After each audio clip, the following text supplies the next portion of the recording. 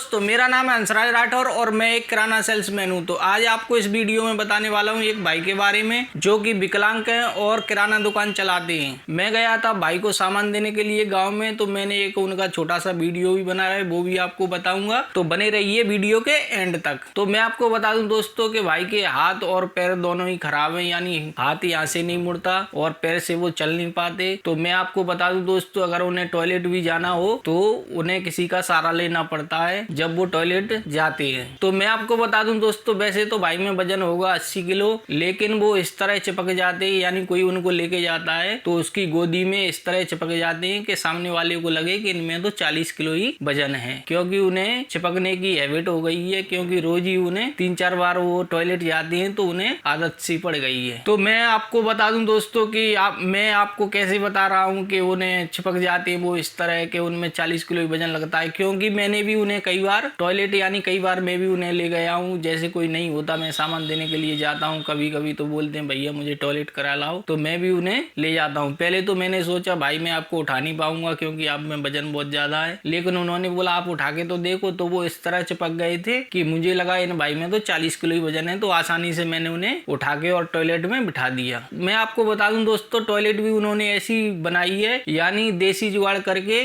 दोनों साइड ईंटों के पिलर खड़े किए हैं और उस पर उसके ऊपर रख दी है 2 लकड़ी इस तरह रख दी है कि वो हो गई है इंग्लिश टॉयलेट की तरह। तो उन्हें बैठने में आसानी होती है।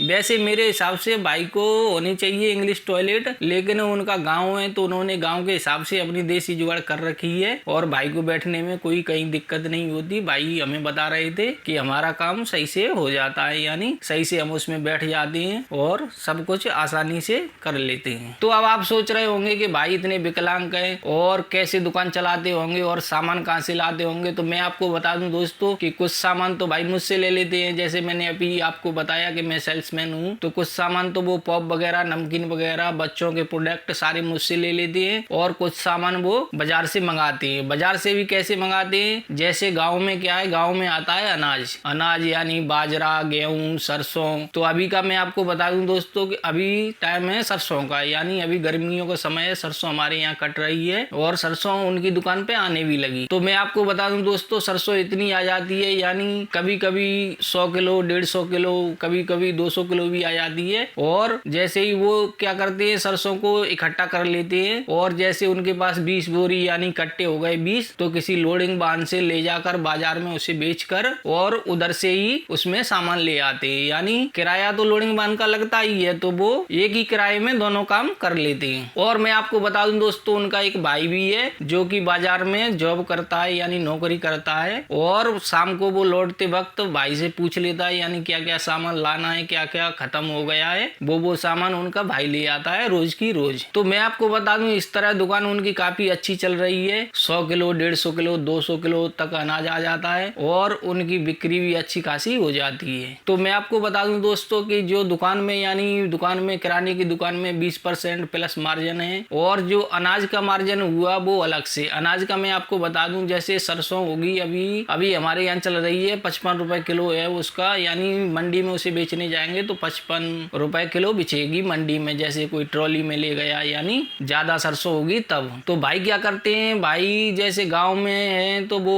45 रुपए किलो या 48 रुपए किलो, अगर ज्यादा सरसों अच्छी है और सरसों ज्यादा है तो वो 50 रुपए किलो तक भी ले लेते हैं। तो मैं आपको बता दूं, यानी किसी पर तो 5 रुपए किलो, किसी पर 10 रुपए किलो, किसी पर 12 रुपए किलो का मुनाफा उन्हें अनाज में हो जाता है, वो अलग। और जो यानी जो सामान है दुकान पे किराने का, उसमें जो फायदा होती है वो अलग। यानी टोटल मिला के 30-35% का भाई को मुनाफा हो जाता है दोनों मिला के। तो उनकी अच्छी खासी इनकम हो रही है और अच्छी खासी उनकी दुकान चल रही है। तो अब आप सोच रहे होंगे दोस्तों कि उनके हाथ भी काम नहीं करते और पैर भी काम नहीं करते, तो वो दुकान कैसे चलाते हैं। तो मैं उनका वीडियो बना के लाया हूँ, तो आप ये वीडियो देखिए पहले। तो मैं आपको बता दूं कि भैया हैं जी, ये विकलांग है और भैया के पैर भी काम नहीं करते और हाथ यानी यहाँ से मुड़ता नहीं है। भैया बताइए, यानी भैया का हाथ है जो यहाँ से नहीं मुड़ता है और भैया फिर भी अपनी दुकान चला रहे हैं। यानी भैया को परेशानी तो बहुत होती है, लेकिन फिर भी वो हिम्मत नहीं आ रही उन्होंने। तो भैया जैसे आपको वहाँ से सामान लेना हो तो आप कैसे लोगे। तो ये भैया ने देसी जुगाड़ कर रखी है और इस डंडे से भैया सामान निकाल के बता के दिखाएंगे। अब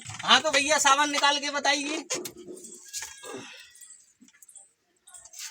तो आप देख सकते हैं दोस्तों, ये भैया ने वहां से सामान निकाला है और सामान आ गया। जैसे कोई ग्राहक आया उसको ऐसे भैया निकाल कर दे देते हैं साबुन। जैसे और भी चीज निकालनी हो तो भैया आसानी से निकाल लेते हैं, क्योंकि भैया ने कर रखी है जुगाड़ देसी। तो अब आप सोच रहे होंगे दोस्तों कि जैसे उनके भाई के हाथ भी काम नहीं करते और पैर भी काम नहीं करते, यानी भाई ने इस तरह देसी जुगाड़ कर रखी है, यानी डंडे में नुकीली कील लगा रखी है, उससे वो सामान खींच लेते हैं। और जैसे कि उनको नमकीन तोड़नी हो तो नमकीन उनके पास ही टंगी रहती है, और आधे से ज्यादा तो उनके पास ही सामान रहता है, और जो दूर रखा हुआ है उसे वो डंडे की मदद से ले लेते हैं। तो इस तरह भाई की दुकान अच्छी खासी चल रही है। और मैं आपको बता दूं, जैसे हमारे जैसे भाई हैं और हट्टे खट्टे हैं और फिर भी वो रो रहे हैं, यानी हम परेशान हैं। आप देखो इस भाई को, यानी इनका जज्बा देखो, यानी कितनी वो मेहनत कर रहे हैं, यानी घर वालों को उनकी मदद करनी चाहिए लेकिन वो पूरा घर चला रहे हैं। तो आशा करता हूँ दोस्तों आपको ये जानकारी अच्छी लगी होगी। अगर जानकारी अच्छी लगी हो तो वीडियो को कर दें लाइक और चैनल को कर लें सब्सक्राइब। धन्यवाद।